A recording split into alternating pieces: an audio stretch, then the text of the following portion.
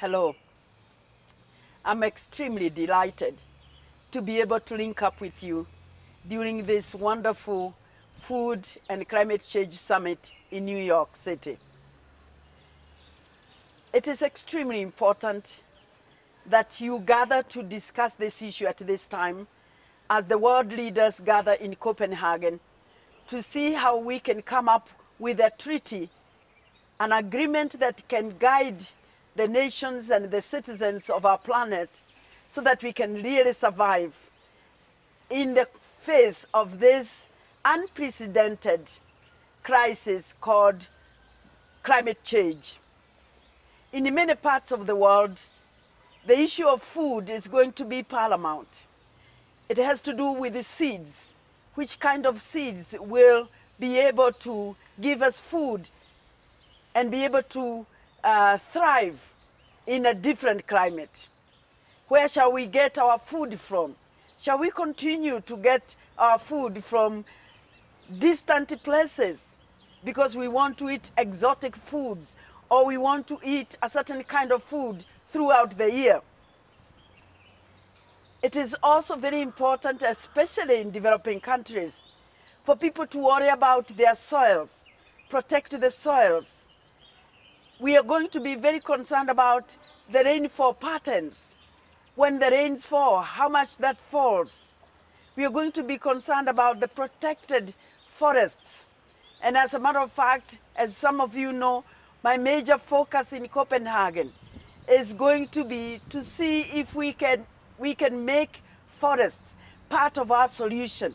As you know, 20% of the greenhouse gases come from deforestation and forest degradation. And that's a fifth of the problem. So we are hoping that forests, trees, vegetation, land management are going to be a very important issue as we move forward. For the women especially, it's going to be a major issue, and especially in countries where water is already scarce, forests are few, the rivers are drying up, glaciers are disappearing from the mountains, and people continue to depend on energy that actually depletes the forest. I'm talking about charcoal, using firewood.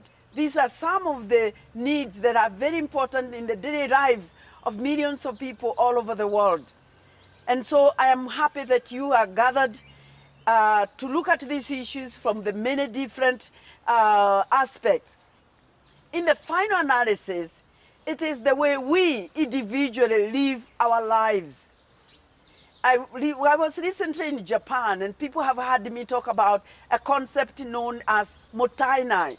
And that concept embraces the words like respect, or how much we need to respect the source of our food, the seeds that give us food, the soil, the water, the forests, how much we need. The second word in that motainai concept is respect, gratitude, and do not waste. This reminds me so much of reuse, reduce, recycle. And this is a concept that we have been using many times, and I know many in the audience are practitioners in reusing, reducing, recycling. Now add to that respect, gratitude, do not waste.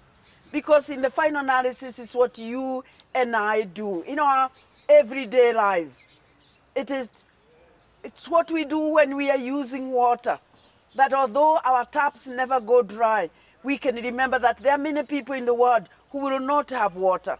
It is the way we use food to remember that there are many people in the world who do not have food. And in this issue, we need to remember that we need to talk to our leaders about climate justice. Remember, there are people like those of us in Africa who have contributed negligible amount of greenhouse gases, about 3%. And we use very little of the world resources. Yet, every scientist is telling us that Africa is going to be very adversely impacted by climate change. So in Copenhagen, we are hoping that the world leaders will join in large numbers to agree on a treaty that is going to take care of us, that is going to encourage us, and then especially that is going to recognize that in the issue of food and security, we need to work together. So I wish you an extremely wonderful and fruitful conference, and I hope that Copenhagen and the leaders in Copenhagen will listen to you. Congratulations and best of the conference.